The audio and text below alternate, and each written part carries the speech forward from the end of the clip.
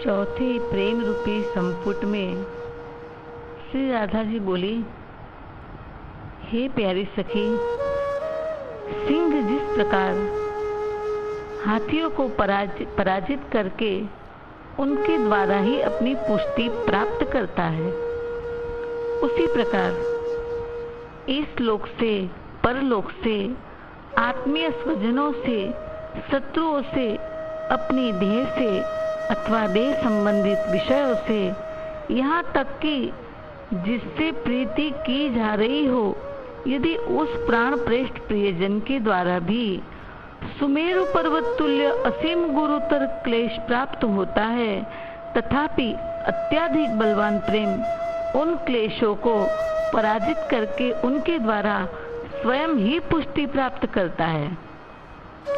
श्री राधा जी यहाँ पर कहना चाहती है कि प्रेम के रास्ते में अनेक रोड़े बाधा, बड़े बड़े दुर्ग पहाड़ आते हैं। यह दुर्ग पार करना कठिन है, परंतु कठिन उनके लिए है जिनका प्रेम सकाम है, मैं का पूर्ण समर्पण नहीं।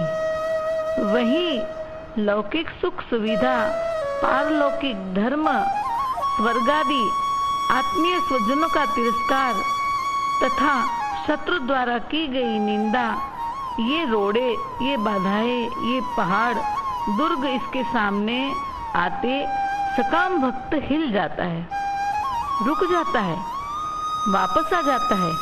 वह अग्नि परीक्षा नहीं दे पाता, परंतु जो सच्चा निष्काम निरुपाधिक प्रेमी है, वह प्रेम बाधा रहित स्वभाव से युक्त होता है।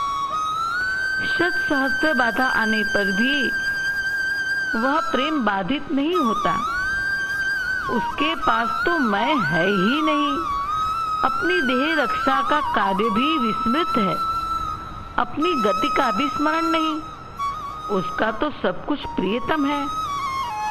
जैसे श्याम तन श्याम मन, श्याम ही हमारु धन, हे जी हमें आठों याम, श्याम ही सो काम है। श्याम मति श्याम गति, श्याम ही है प्राणपति, आंधे किसी लाकरी, आधार श्याम नाम है। वह तो अपने प्यारे के सुख चिंतन में मस्त है। ये दुर्ग न उसे पता है, ये दुर्ग में न उसे रस है, न इस दुर्ग का उसे भय है, न ये दुर्ग उसका कुछ बिगाड़ पाते हैं। अगर ये दुर्ग उसके सामने आए तो भी वह उसे पार कर जाएगा। ये कष्ट अगर उसका प्रियतम भी दे, प्रीति भंग करने की चेष्टा से उसकी प्रीति की उपेक्षा भी करता है, तो भी किसी प्रकार उसका प्रेम बाधित नष्ट नहीं होता।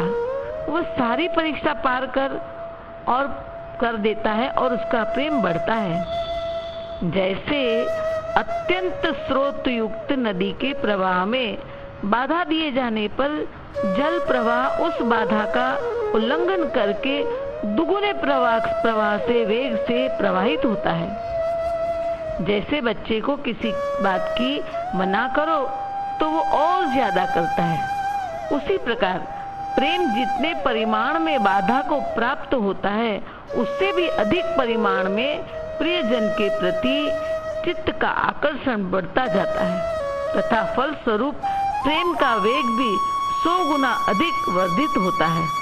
इसीलिए प्रेम का लक्षण कहा गया है कि सर्वथा ध्वंस रहितम सत्यपि ध्वंस कारणे यद भाव बंधनम युनो यह सप्रेम परिकीर्तितः।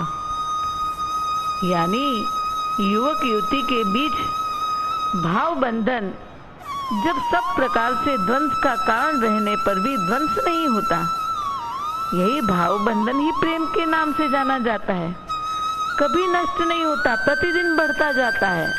चाहे कितना भी बड़ा कारण उपस्थित कोई कर दे या आ जाए। राधा और गोपी के प्रेम में ये सभी बाधाएं आई, उन्होंने सभी बाधाएं पार की।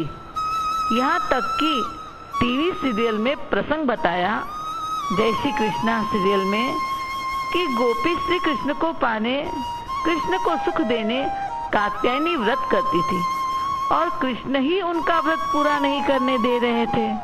प्रियतम की ओर से प्रीति भंग करने का संकट है कि नहीं? परंतु गोपियों ने उनके द्वारा भी आए दुर्ग तोड़ दिए, तभी कृष्ण को पाया, कृष्ण को सुख दिया। सुख लेना प्रीति नहीं, सुख देना प्रीति है, ये ध्यान रखे।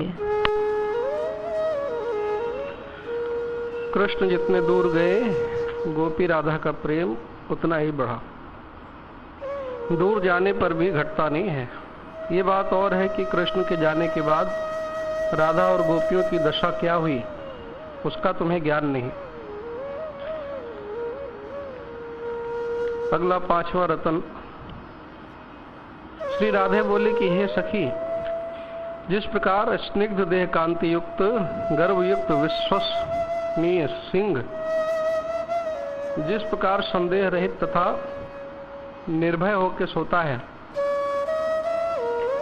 उसी प्रकार जो प्रेम स्नेह गुण से युक्त है, जिसमें मान से उदित होने वाला गर्व प्रकाशित होता है, तथा प्रणय जिसकी विशेष अवस्था है, अर्थात मेरे ही प्रियतम, इस प्रकार मदीयता अभिमानपूर्ण भाव में जो प्रेम है, उसकी किसी भी प्रकार से ध्वंस होने की संभावना नहीं रहती। वह तो प्राणियों के हृदय में निश्चल भाव से विराजित रहता है। मेरु तो डगे पण जेना मन न थी डगता पान बाई, भांगी पड़े ब्रह्मांड रे। चाहे पहाड़ हिल जाए, लेकिन जिसका मन नहीं चलायमान होता, चाहे सारा ब्रह्मांड ही टूट जाए। जिस प्रकार सिंह कुत्तों को कुछ भी नहीं समझता है, उसी प्रकार यह प्रेम भी कुत्ते के समान तुच्छ क्लेशों की कोई गिनती नहीं करता, बल्कि उनको पराभूत करके विराजित रहता है। जिस प्रकार अंधकार में दीपक की उज्ज्वलता बढ़ती है, उसी प्रकार क्लेशों के बीच प्रेम का महात्म्य और भी दीपायमान होता है, उसका क्षय नहीं होता। तभी तो कहा कि शीश काट के भुई धरे, ऊपर राखे पाओ, इश्क चमन के बीच में ऐसा हो तो आओ। यह प्रेम शीश कटवा के भी जीवित रहता है। इस प्रेमी का कितना भी अपमान हो, उसका प्रेम नष्ट नहीं होता। यही शीश कटवाना है। शीश यानी अभिमान, ये मैं का प्रतीक है। उसके पास में है ही नहीं तो क्या काटोगे? कटेगा तो प्रीतम का शीश, क्योंकि उसका मैं तो प्रीतम के साथ एक हो गया है। तभी भक्त कहता है, अब मेरी हंसी नहीं तेरी हंसी है। प्रेम पंथ अति ही कठिन, सबसे निबहत नाही, चढ़ के मोम तुरंग पे चलिबो पावक माही। मोम के घोड़े पे चढ़ के पावक से निकलने वाला कभी जिंदा बचा है क्या?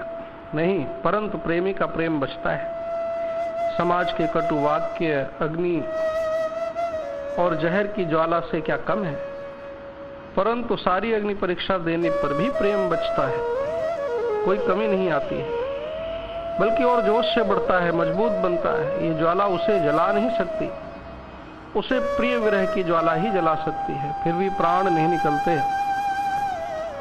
उस वक्त अत्यधिक स्नेह के कारण प्रेम और प्रबल आकार धारण कर लेता है और प्रिय के सुख के लिए प्राण नहीं निकल पाते। प्रेम बना रहता है, नष्ट नहीं होता है।